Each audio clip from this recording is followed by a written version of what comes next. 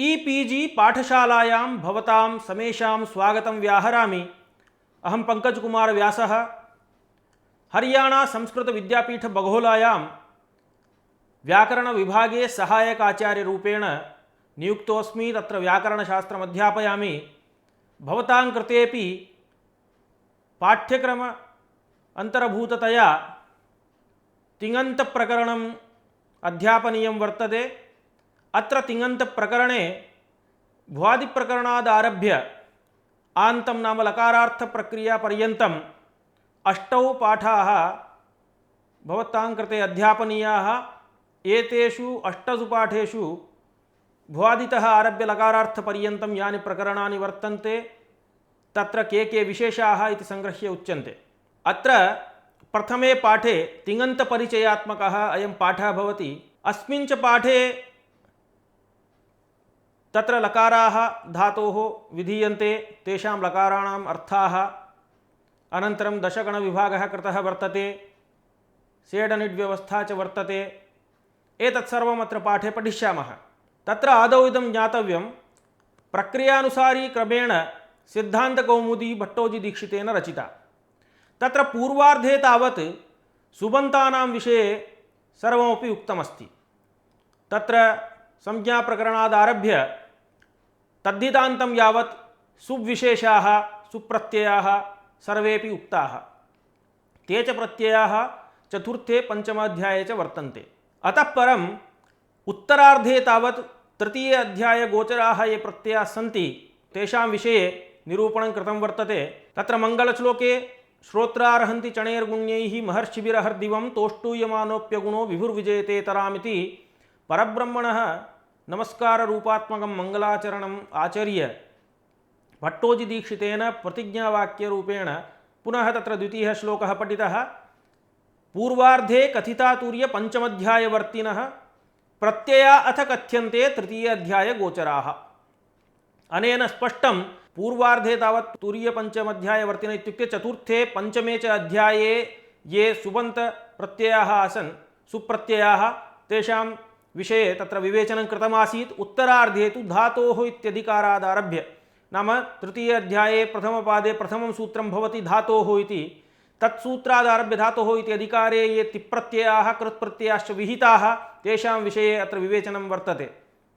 अत्र इदमपि ज्ञातव्यं, यत्र धातोः विषये माहात्म्यं किञ्चित् वर्तते।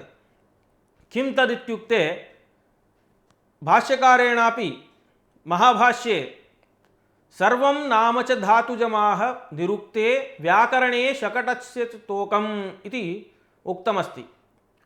इति भाष्योक्तेः इदं ज्ञायते नाम शाकटायन मते सर्वेपि शब्दाः धातुजाः धातुतः निष्पन्नाः इत्यर्थः। पाणिनि मते तु केचन व्युत्पन्नाः केचन अव्युत्पन्नाः। व्युत्पन्नास्तावत् राम इत्यादयः। तत्र रामः इति तावत् शब्दः रमुक्रीडायाम् इति धातोः निष्पद्यते घञ् प्रत्यये कृते। अत्र तावत् प्रकृतिप्रत्ययविभागः पाणिनिना उक्तः, तस्मात् व्युत्पन्नप्रातिपदिकम् इदम् इति अत्र व्यवहारः क्रियते। डित्थादिशब्दाः ये वर्तन्ते ते अव्युत्पन्नप्रातिपदिकाः। कुतः इत्युक्ते तेषां विषये पाणिनिना प्रकृतिप्रत्ययविभागः नैव कृतः। तेषाम् अव्युत्पन्नप्रातिपदिकानां डित्थादिशब्दानाम् अर्थवदधातुरप्रत्यय इति सूत्रेण प्रातिपदिकसंज्ञा विहिता। तत्र कौमुद्यामेव भट्टोजीदीक्षितेन उणादिप्रकरणं तत्र निक्षिप्तमस्ति। तत्र शाकटायन प्रणीतः अयं भागः भवति। अस्मिन् भागे कस्मात् कस्मात् धातोः के उणादिप्रत्ययाः सन्ति इति कृत्वा तत्र सर्वेषामपि शब्दानां निष्पादकत्वं कथं धातुतः इति तत्र विवेचितमस्ति। एवञ्च सर्वं नाम च धातुजमाः इति कृत्वा धातोः किञ्चन माहात्म्यं वर्तते, तद्विषये भवद्भिः ज्ञातम्। अतः सकलशब्दमूलभूतत्वात् धातोः विषये अपि अस्माभिः अवश्यं विचारणीयं। तत्र धातोः इत्यधिकारे यथा पूर्वमुक्तं तिप्रत्ययाः कृत्प्रत्ययाश्च उक्ताः वर्तन्ते। अतः तत्र क्रमेण वयम् अत्र पाठे एतदेव पठिष्यामः। तत्र धातोः लकाराः विधीयन्ते आदौ, लक्कर्मणि च भावे च अकर्मकेभ्य इति सूत्रेण ते तावत् कर्तरि कर्मणि भावे च भवन्ति, सकर्मकेभ्यः कर्तरि कर्मणि च अकर्मकेभ्यः भावे कर्मणि च इति अनया रीत्या तत्र व्यवस्था वर्तते। ततः तिप्रत्ययाः लस्य इति अधिकारे तत्र लकारस्य स्थाने तिबाद्यादेशाः भवन्ति, 18 आदेशाः, तेषां विवेचनमपि अत्र विस्तरेण करिष्यते। अनन्तरं धातवः सेड् अपि भवन्ति, अनिड् अपि भवन्ति, पुनः तत्र आत्मनेपदव्यवस्था, परस्मैपदव्यवस्था इत्यादिकं सर्वं यद्वर्तते तद्विस्तरेण अत्र पठामः। एवं धातोः सर्वशब्दमूलकत्वं पाणिनिना ध्वनितमेव, तद्रीत्या धातोः द्विधा विभागः भवितुमर्हति, औपदेशिकः आतिदेशिकश्च। औपदेशिकधातुरपि द्विविधः भवति, गणे उपदिष्टः सौत्रश्च।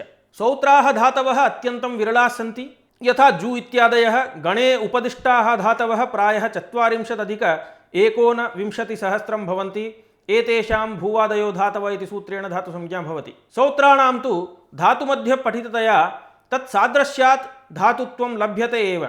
यथा ऋतेरियङ् इति सूत्रेण ऋतधातोः इयङ् प्रत्ययः विधीयते। जुधातुस्तावत् जूचङ्क्रम्य दन्द्रम्य सृगृधिज्वल शुचलश पदपदः इति सूत्रे जु इति सौत्रो धातु वेगे गतौ च वर्तते। आतिदेशिकाः धातवस्तावत् सन् क्यच् काम्यच् क्यश् क्यङ् क्विप् निङ् इयङ् निच् यक् आय यङ् इति 12 प्रत्ययैः निष्पादिताः। अत्र केचित् प्रत्ययाः औपदेशिकधातुभ्यः विधीयन्ते, केचित् शुद्धप्रातिपदिकेभ्यः विधीयन्ते इति विवेकः।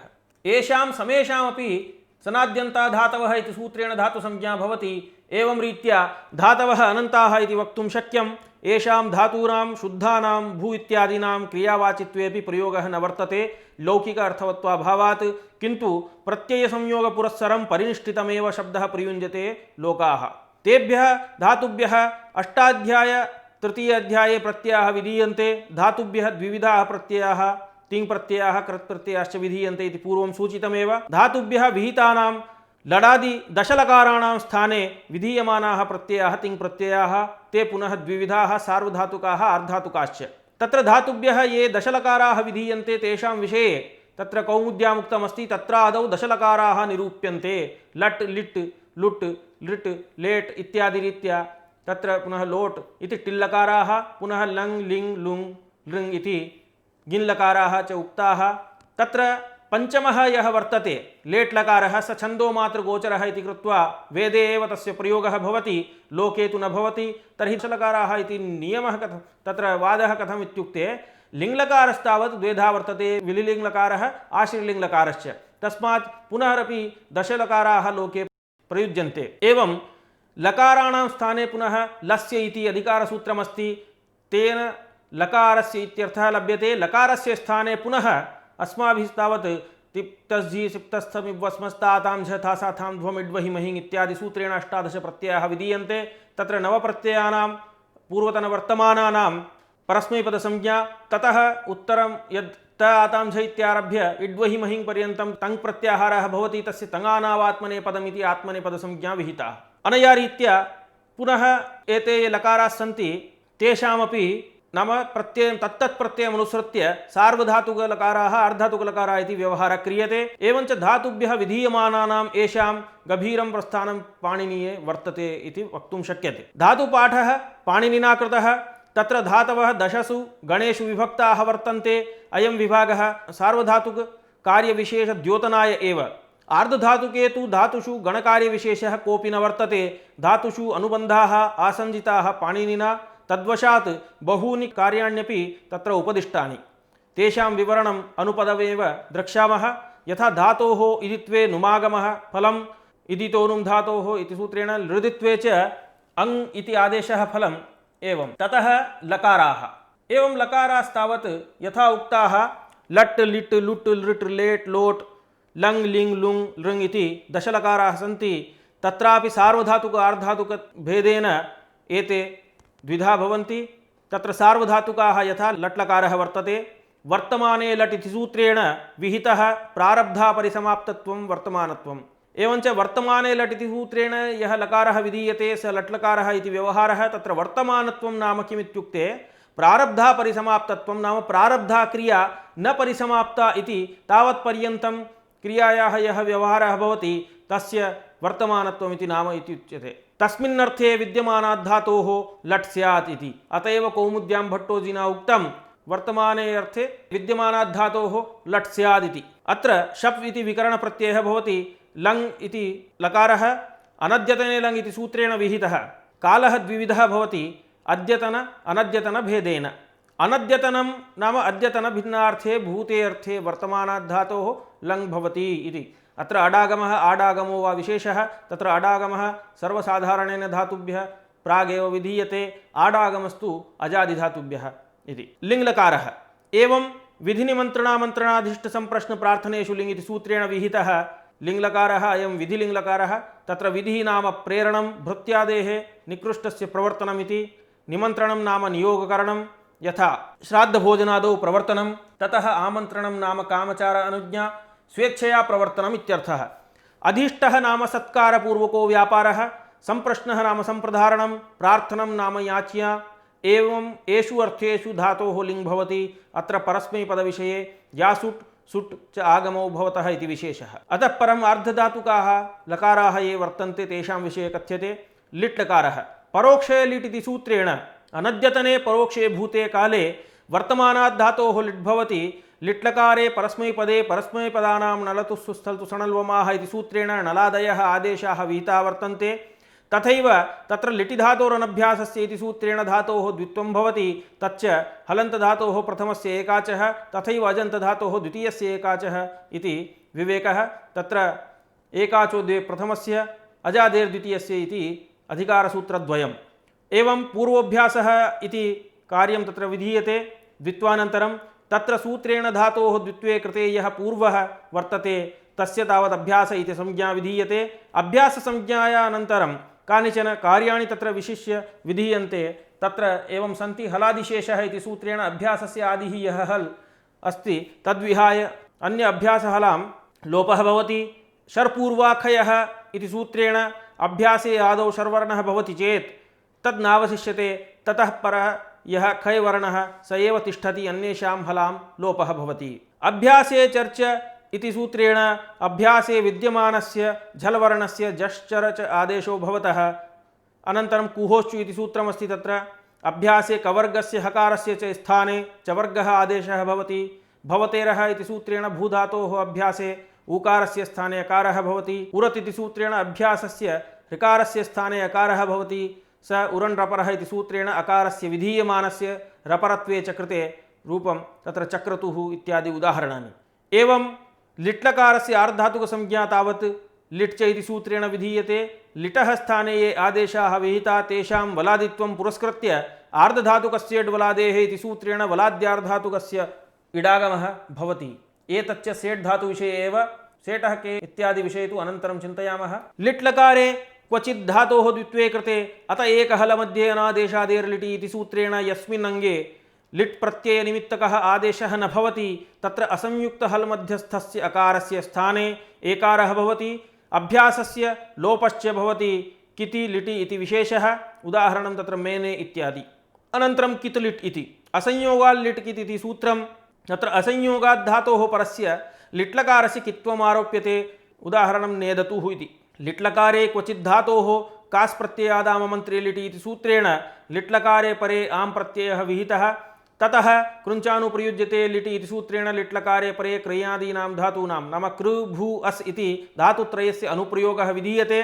पुनः ततः लिटिलकारे कृते अनुप्रयुक्तस्य धातोः लकारोऽपि आम् प्रत्यये प्रकृतिभूतस्य एव भवति। अतः परस्मैपदधातुश्चेत् नलादयः आदेशाः भवन्ति। तथा आत्मनेपदधातुश्चेत् साधारणानि रूपाण्येव भवन्ति इति।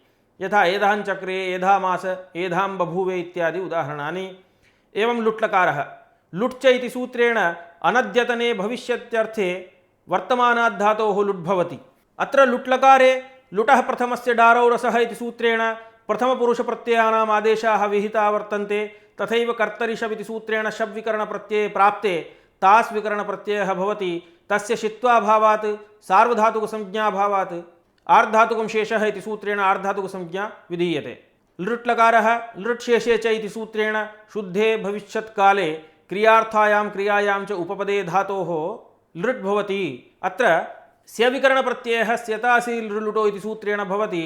अस्य आर्धातुकसंज्ञा वर्तते आशीर्लिङ्लकारः। आशिषि लिङ्लोटो इति सूत्रेण आशंसायां नाम आशीरर्थे वर्तमानाद्धातोः लिङ् भवति।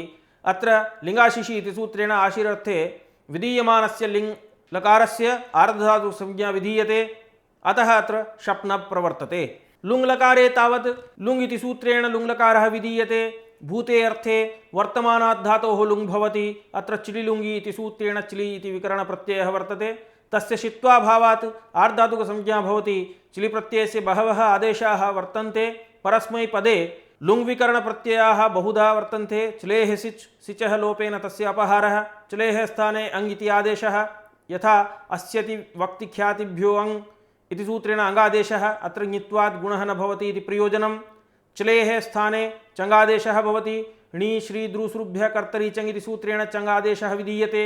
अस्य द्वित्वं प्रयोजनम्। एवं चिलेः स्थाने सक् विधानम् इडागमश्च प्रयोजनं। चिलेः स्थाने क्सादेशः शलः इगुवदहात् अण्टक्सः इति सूत्रेण क्सादेशः इडागमाभावश्च अत्रापि गुणाभाव एव प्रयोजनम्। एवं रूपेण लुङ् रूपाणि तत्तत् प्रत्ययसंयोजनात् बहुविधानि भवन्ति। ततः लृङ् इति लकारः वर्तते। तत्र लृङ् लकारे लुङ् निमित्ते लृङ् क्रियातिपत्तौ इति सूत्रेण लिङ् निमित्ते भविष्यत्काले लृङ् भवति क्रियातिपत्तौ सत्याम् इति। अत्र स्य इति विकरणप्रत्ययः स्यतासील् लुटो इति सूत्रेण भवति। अस्य आर्धातुकसंज्ञा विधीयते।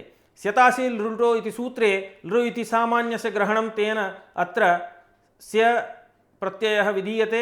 यतः लृ इति सामान्यग्रहणात् लृट् लृङ्गोः उभयोरपि ग्रहणमत्र सिद्ध्यति। अधुना लकारव्यवस्था कस्मिन् कस्मिन् अर्थे विहिता वर्तते तत्पश्यामः। लः कर्मणि च भावे च अकर्मकेभ्य इति सूत्रं। तत्र लः कर्मणि च भावे च अकर्मकेभ्य इति पदच्छेदः वर्तते। अत्र सूत्रे वाक्यद्वयं सम्पद्यते। तत्र आदौ इदं ज्ञातव्यं, चकारात् कर्तरीकृत इति सूत्रात् कर्तरी इति अनुकृष्यते। तेन लः कर्मणि च इति एकं वाक्यं, भावे च अकर्मकेभ्य इति द्वितीयं वाक्यं भवति। लकाराः सकर्मकेभ्यः धातुभ्यः कर्मणि कर्तरि च भवन्ति, अकर्मकेभ्यः धातुभ्यः भावे कर्तरि च भवन्ति इति अर्थः तत्र वाक्यद्वयात् लभ्यते। एवं लकाराणां त्रयः अर्थाः सम्पन्नाः, कर्ता कर्म भावश्च। एतेषु अर्थेषु तत्र लकाराः विधीयन्ते। एवं धातुः सकर्मक अकर्मकभेदेन द्विविधः भवति। सकर्मकः धातुः इत्यस्य कर्मणा सहितः इत्यर्थः। अकर्मकः धातुस्तावद् धातोरर्थान्तरे वृत्तेः धात्वर्थेनोपसंग्रहात् प्रसिद्धेरविवक्षातः कर्मणो कर्मिका क्रिया इति कारिकोक्तः। यथा नदी प्रवहति, कुमारी शेते, कृतपूर्वी इत्यादिकं तत्र क्रमेण उदाहरणम्। अनन्तरम् एतावता लकाराणां व्यवस्था तु उक्ता एव। लकाराणां व्यवस्थानन्तरं लस्य इति अधिकारसूत्रमस्ति। तत्र लस्य इति अधिकारसूत्रानन्तरं नाम तिप्तज्झि सिप्तस्थ मिब्बस्मस्तातां झ थासाधां ध्वम् इड्वहि महिं इत्यादि सूत्रेण तत्र 18 प्रत्ययाः नाम तिबादयः विधीयन्ते लकाराणां स्थाने। तेषां लः परस्मैपदमिति सूत्रेण परस्मैपदसंज्ञा उक्ता। परन्तु परस्मैपदसंज्ञा किम् 18 प्रत्ययानां वर्तते वा इति जिज्ञासा भवति।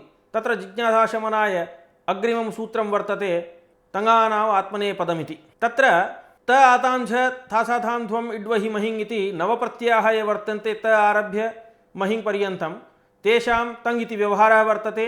इमे प्रत्ययाः यस्मात् धातोः विहिताः ते धातवः आत्मनेपदसंज्ञकाः भवन्ति इति तङ्गानावात्मनेपदमिति सूत्रात् लभ्यते अर्थः। तथैव अनुदात्तञ्ञित आत्मनेपदमिति सूत्रेण अनुदात्तेतः धातोः ञितः धातोश्च आत्मनेपदसंज्ञा भवति। अनया रीत्या सूत्रद्वयेन आत्मनेपदसंज्ञा उक्ता। अन्ये धातवः परस्मैपदसंज्ञकाः भवन्ति। ततः अन्यदेकं सूत्रं वर्तते स्वरितञितः कर्तृभिप्राये क्रियाफले इति सूत्रेण ये धातवः स्वरितयेतः ञितश्च भवन्ति ते आत्मनेपदसंज्ञकाः भवन्ति। तद्वाच्य क्रियाफलं कर्तृभिप्रेतश्चेत्। एवञ्च कर्तरि फले तावत् कर्तृगामिनी आत्मनेपदसंज्ञा भवति। यदा परगामिनी इति भवति फलं तदानीं तु परस्मैपद इति संज्ञा विधीयते। तस्मात् उभयपदी धातवः केचन वर्तन्ते इति तेषां व्यवहारः। तिप्तज्झि इत्यादि सूत्रविहिताः प्रत्ययाः षट्त्रिकाः भवन्ति। तद्यथा तिप्तज्झि सिप्तस्थ मिब्वस्मस् त आतां झ थास् आथां ध्वम् इड् वहि महिङिति। तत्र द्वितीयस्य त्रिकस्य आत्मनेपदसंज्ञा प्रथमत्रिकस्य तु परस्मैपदसंज्ञा वर्तते। एकैकस्य त्रिकस्य प्रथम मध्यम उत्तम इति क्रमेण संज्ञा वर्तते। तथैव एकैकस्मिन् त्रिके विद्यमानस्य प्रथमस्य एकवचने द्वितीयस्य द्विवचने तृतीयस्य बहुवचने च प्रयोगः भवति इति ज्ञातव्यं। तत्र द्विवचने एकवचने इति सूत्रेण द्वित्वे बहुत्वे च तत्र द्विवचनं बहुवचनम् एवम् एकवचनम् इत्यादिकं तत्र उक्तं वर्तते। पुरुषव्यवस्था तु युष्मद्युपपदे समानाधिकरणे स्थानिन्यपि मध्यमः इति सूत्रेण मध्यमपुरुषप्रयोगः युष्मच्छब्दप्रयोगे तत् अप्रयोगे च तदर्थे गम्यमाने वा भवति इति तत्र मध्यमपुरुषव्यवस्था उक्ता। अस्मद्युत्तमः इति सूत्रेण उत्तमपुरुषप्रयोगः अस्मत्शब्दप्रयोगे तदप्रयोगे च भवति इति ज्ञायते। अस्मद्युत्तमः इति सूत्रेण अपि पूर्वसूत्रात् समानाधिकरणे स्थानिन्यपि इति अनुवर्तते। तस्मात् अस्मदि समानाधिकरणे स्थानिनि अपि उत्तमः इति अत्र अर्थः वर्णनीयः। तेन पूर्ववत् तावत् यदा अस्मत्शब्दप्रयोगः क्रियते न क्रियते परन्तु तदर्थः गम्यते चेत् उत्तमपुरुषस्य प्रयोगः कर्तव्यः। अनया रीत्या मध्यम उत्तमपुरुषयोः व्यवस्थाम् उक्त्वा कुत्र तावत् प्रथमपुरुषस्य प्रयोगः भवति इति जिज्ञासायां शेषे प्रथमः इति सूत्रमारब्धं। तत्र शेषे प्रथम इत्युक्ते उक्तादन्यः शेषः। किमुक्तम् इत्युक्ते मध्यमपुरुषविषये उक्तम् उत्तमपुरुषविषये उक्तम् अवशिष्टं यद्वर्तते तत्र तावत् प्रथमः नाम प्रथमपुरुषस्य प्रयोगः भवति इति ज्ञातव्यम्। अनन्तरं सार्वधातुकम् आर्धधातुकमिति तत्र कार्यद्वयं वर्तते।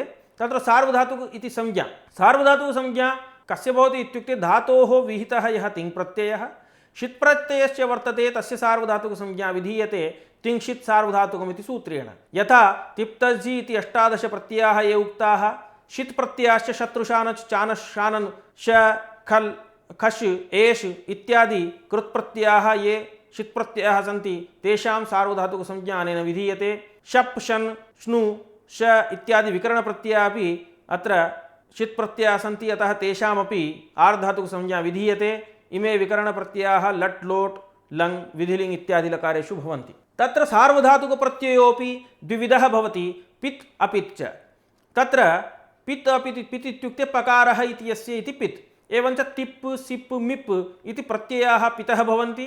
अन्ये सर्वेपि प्रत्ययाः अपितः भवन्ति। तत्र प्रयोजनं तु इदं सार्वधातुकमपित् इति सूत्रेण अपित् सार्वधातुकप्रत्ययानां ङिद्वद्भावः उच्यते तेन क्वचित् गुणादिकं न भवति अन्यानि कार्याणि च सिद्ध्यन्ति इति सर्वं विस्तरेण अग्रे पुनः ज्ञास्यामः। अनन्तरं लिट् च इति सूत्रात् सार्वधातुकप्रत्ययः अपि लिट् लकारविषये तिङ् प्रत्ययाः अर्धधातुकाः भवन्ति। एवञ्च लिट् च इति सूत्रेण ये सार्वधातुकप्रत्ययाः सन्ति तेषामपि लिट् लकारे तावत् आर्धधातुकसंज्ञा विधीयते।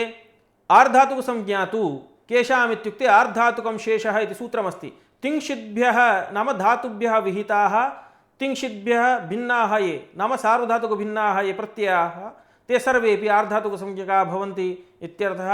अतः लिट् लुट् लृट् आशीर्लिङ् लुङ् लृङ् इत्यादयः लकाराः आर्धधातुकाः तथा षिद्भिन्नाः कृत्प्रत्ययाश्च आर्धधातुकाः सार्वधातुकार्वधातुकयोः पुगन्तलघूपदस्य च इत्यादिभिः सूत्रैः सार्वधातुकार्वधातुकयोः प्रत्ययोः परयोः गुणविधानं प्रयोजनम् एवं रीत्या सार्वधातुक आर्धधातुक विभागोऽपि उक्तः।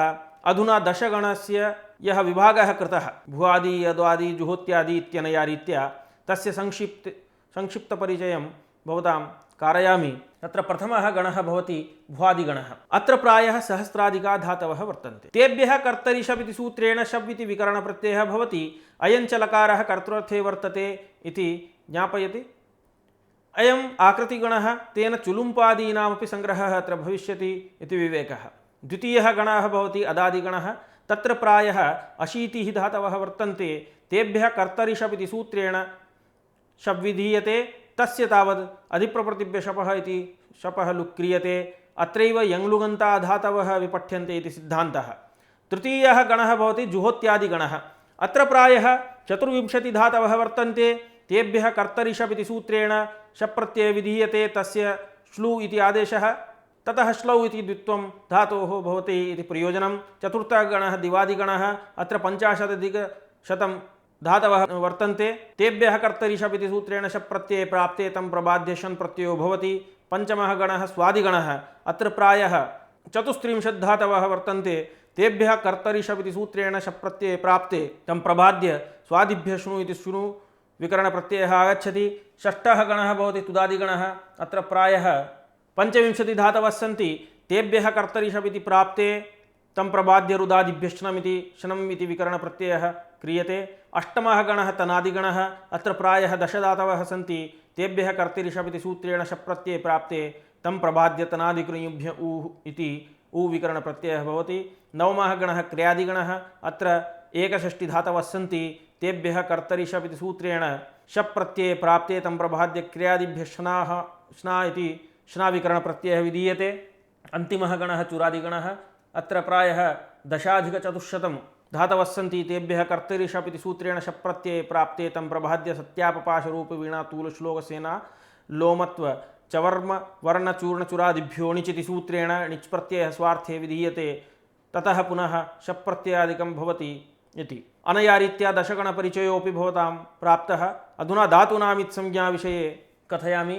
तत्र इत्संज्ञा विधायकानि सूत्राणि यानि वर्तन्ते तत्र ताम् इत्संज्ञाम् अधिकृत्य कानिचन कार्याणि अपि विशेषकार्याणि तत्र उक्तानि वर्तन्ते।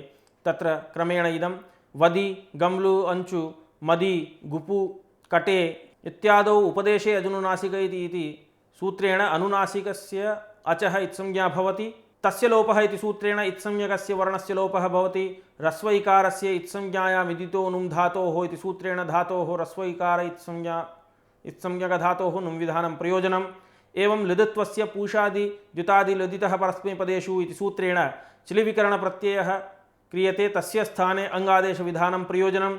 उदित्वस्य स्वरति सूयति धूयोदितो वा इति सूत्रेण इडागमस्य विकल्पेन प्रयोजनम्। एदित्वस्य ह्यम्ब्यङ्तक्षण जागृणि श्वेदिताम् इति सूत्रेण वृद्धिनिषेधः प्रयोजनम्। इत्येवं रूपेण एकैकस्यापि इत्संज्ञाविधाने यत्किञ्चित् प्रयोजनं वर्तते एव। एवं डुपचष्पाके इत्यादीनां धातूनाम् अन्त्यस्य हलः हलन्त्यमिति सूत्रेण उपदेशे अन्त्यं हलित् स्यात् इति सूत्रेण इत्यर्थकेन सूत्रेण इत्संज्ञाविधानं क्रियते।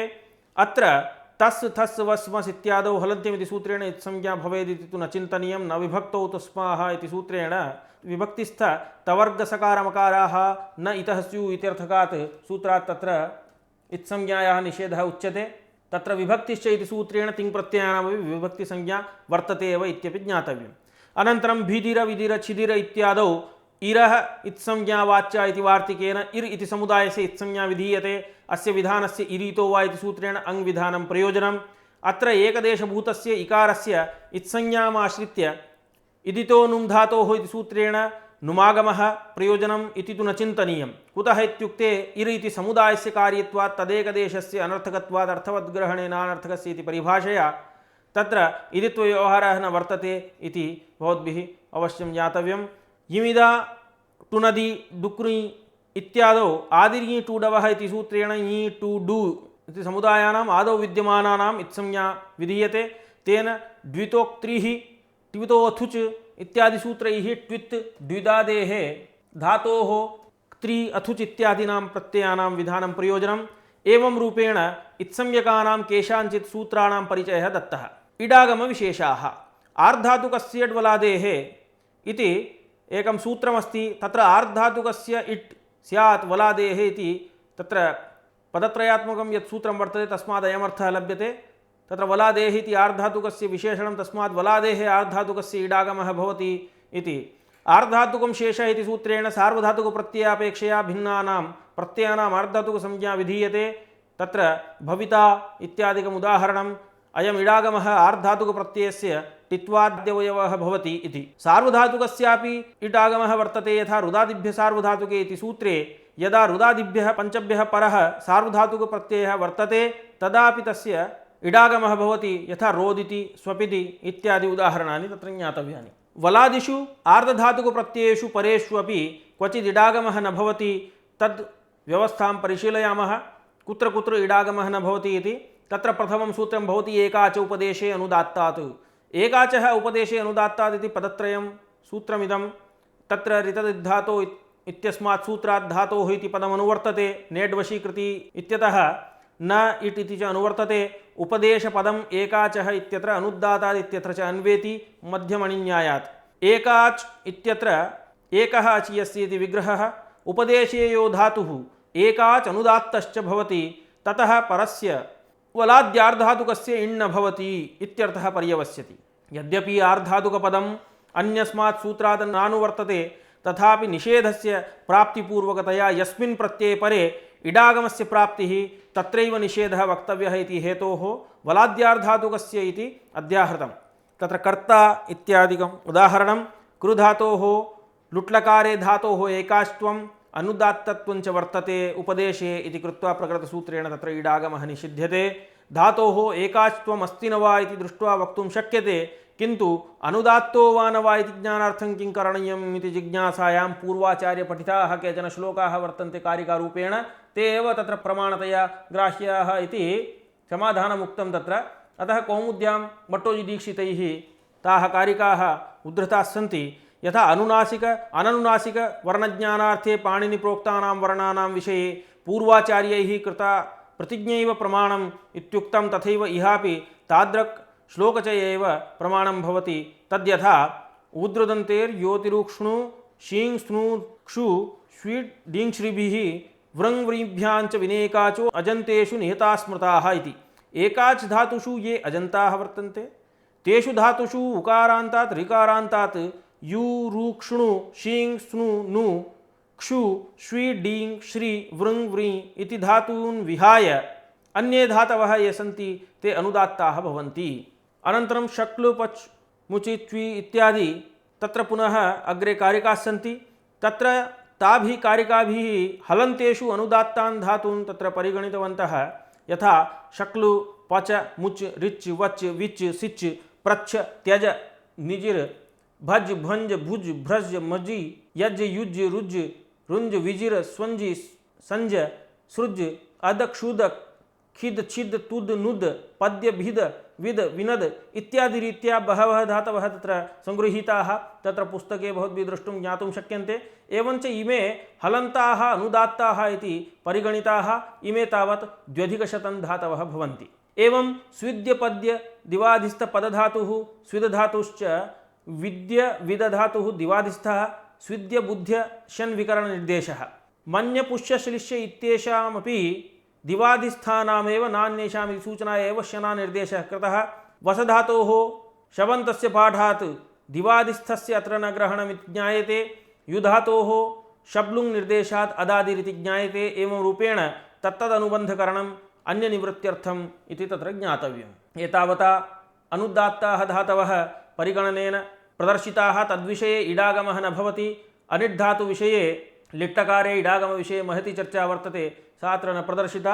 दिङ्मात्रनिदर्शनम् अत्र कृतमस्ति भवतां कृते। एतावता अस्मिन् पाठे ये विषयाः विस्तरेण भवद्भिः ज्ञाताः तेषां साररूपेण संग्रहेण प्रतिपादनं पुनः क्रियते।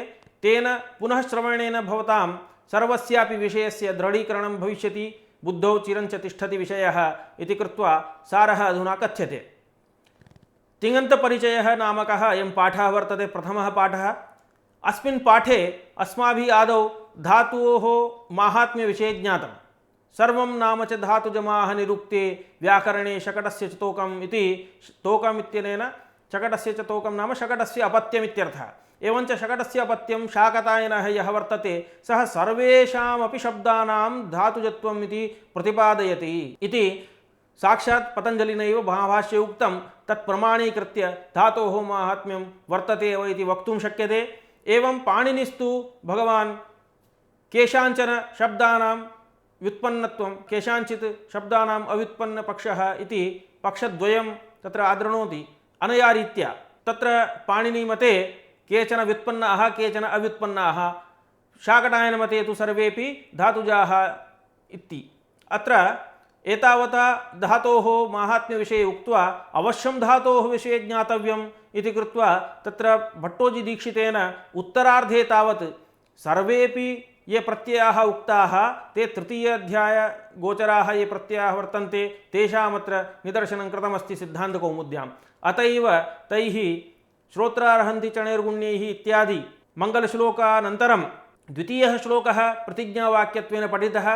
नाम पूर्वार्धे कथितातुर्य पञ्चमध्यायवर्तिनः प्रत्ययाथ कथ्यन्ते तृतीयाध्याय गोचराः इति। एवञ्च अत्र प्रतिज्ञावाक्यरूपेण यदा ज्ञातं नाम तृतीयाध्यायगोचराः अत्र कथ्यन्ते प्रत्ययाः अनेन किं ज्ञायते इत्युक्ते तृतीयाध्याये प्रथमपादे प्रथमं सूत्रं भवति धातोः इति तत्र अधिकारसूत्रमिदं ततः प्रवृत्ति पुनः तिप्रत्ययाः कृत्प्रत्ययाश्च उक्ताः तत्र तिप्रत्ययाः ये वर्तन्ते ते तावत् लस्य इति सूत्रेण अधिकारसूत्रेण लकारस्य स्थाने भवन्ति ते च लकाराः दश वर्तन्ते लट् लिट् लुट् इत्यादि रीत्या ते अस्माभिः निदर्शिताः तत्र पुनः पंचमः यः लेट् लकारः भवति छन्दोमात्रगोचरः अनया रीत्या तत्र लकाराणां विषये उक्त्वा लस्य इति सूत्रेण लकारस्य स्थाने विधीयमानाः अष्टादश प्रत्ययाः तिप्तझि सिप्तस्थम् इवस्मस् तातां झतासाधां ध्वम् इड्वहि महिङ् इति सूत्रेण विधीयमानाः एते अष्टादश प्रत्ययाः लपरस्मैपदम् इति सूत्रेण परस्मैपदसंज्ञका भवन्ति इति चेत् न तत्र अवशिष्टाः नाम अन्ते ये नवप्रत्ययाः सन्ति त इत्यारभ्य इड्वहि महिङ् इति ङकारेण तङ् इति प्रत्याहारः विधीयते तत्र एते नवप्रत्ययाः तङानामात्मनेपदमिति सूत्रेण आत्मनेपदसंज्ञकाः परिशेषन्यायात् पूर्वतन ये नवप्रत्ययाः सन्ति ते तावत् परस्मैपदसंज्ञकाः भवन्ति तत्र षट्त्रिकाः भवन्ति इत्युक्तं षट्त्रिकाः नाम अष्टादश प्रत्ययाः एकैकस्मिन् त्रिके नाम त्रयः सन्ति तत्र त आतां तासाथां ध्वम् इड्वहि महिङ् इति आत्मनेपदे परस्मैपदे तु तिप्तझि सिप्तस्थम् इवस्मस् इति अनन्तरं तत्र सार्वधातुकलकाराः आर्धातुकलकाराः तत्तद् विकरणप्रत्ययम् अनुसृत्य भवन्ति इति उक्तम् अतः तत्तत् प्रत्ययानुसारेण सार्वधातुकलकारेषु शबादिप्रत्ययाः भवन्ति आर्धधातुकप्रत्यये तु